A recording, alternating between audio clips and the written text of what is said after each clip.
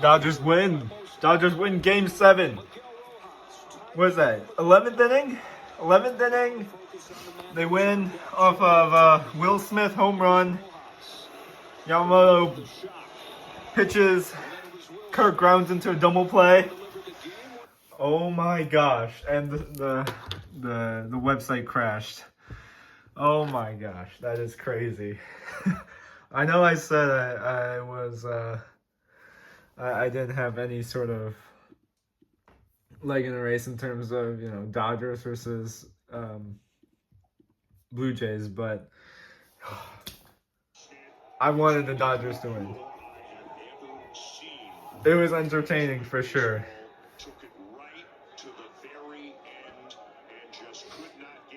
Wow. Alright, Sunday morning. I'm just relaxing here. I'm gonna see how many Pokemon movies I can watch. So this is Pokemon, the first movie, of course, just starting with Mewtwo. And then I'm also just grinding battles with Jacinthe? I don't know how to say her name.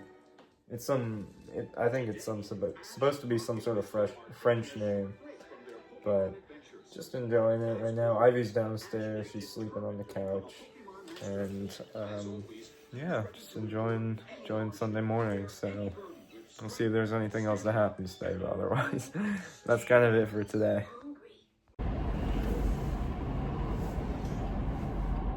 Alright, so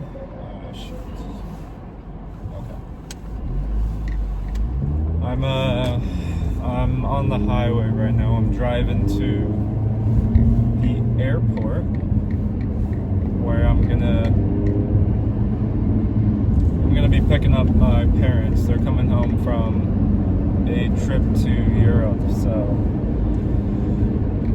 yeah, just driving to the airport. I'm always sort of, you can hear me, I know, driving on the highway, in this car at least, is always pretty loud, so I don't know, I'm always kind of skittish when I drive on the highway, just always sort of nervous, and driving at like 70 plus miles per hour. You gotta make sure you want to turn lanes or switch lanes, and no one's just right there behind you, so.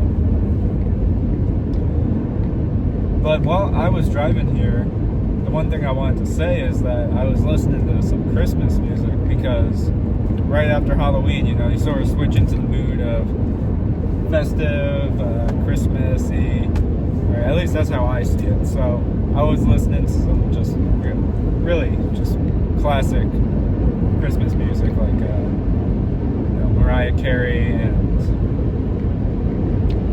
there's some songs by Sia as well. What is it called? And Ariana Grande. So there were a lot of good ones there, but it made me think about how, like, back in 2017, 2018, when I was like a freshman, sophomore in high school, I would be like super into Christmas and listening to these Christmas songs, thinking I would get this super sort of, I don't know how to say it, like magical Christmas, something that's like very romantic and everything that's described in all of these Christmas songs. And I guess like I never really had that, but, and it's not like that there's no chance of it in the future happening, but it's sort of when your expectations are like that, it never really turns out how you expect it to be, right? I think that goes for everything, not just this specific example, but if I expect something to happen, if I envision something the way I see it in my head, and it doesn't turn out like that, then of course, it's never gonna live up to that standard. So I just, whenever I listen to these songs, I just get a lot of nostalgia. I think that's one thing that I'm always sort of looking for, is always to find something that I'm nostalgic for.